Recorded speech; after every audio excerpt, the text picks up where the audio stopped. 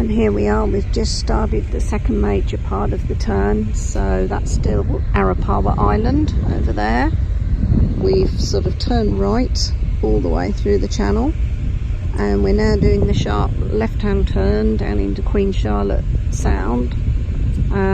So looking out that way is back out to Cook Strait, but it's not the way we came in. The way we came in is the Torrey Channel by Arapawa.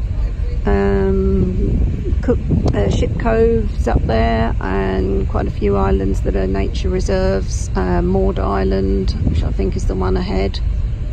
And yes, we are turning around the corner, as you can see by looking ahead. So actually all of that is basically Queen Charlotte Sound, and then turning around the corner, and Queen Charlotte Sound takes us all the way up to the little town of Picton, which is at the head of the sound. So enjoy the scenery and the turning around the corner. Just beautiful now.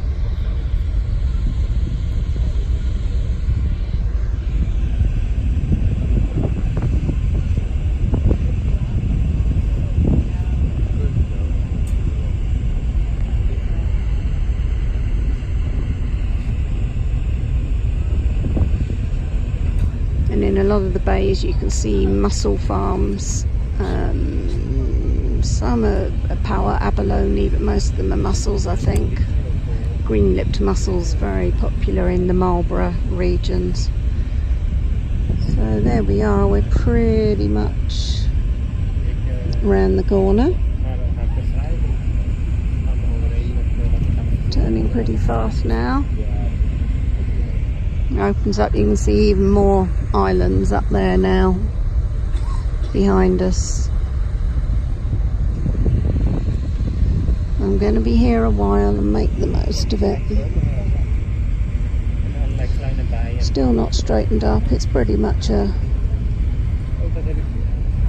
90-degree left turn.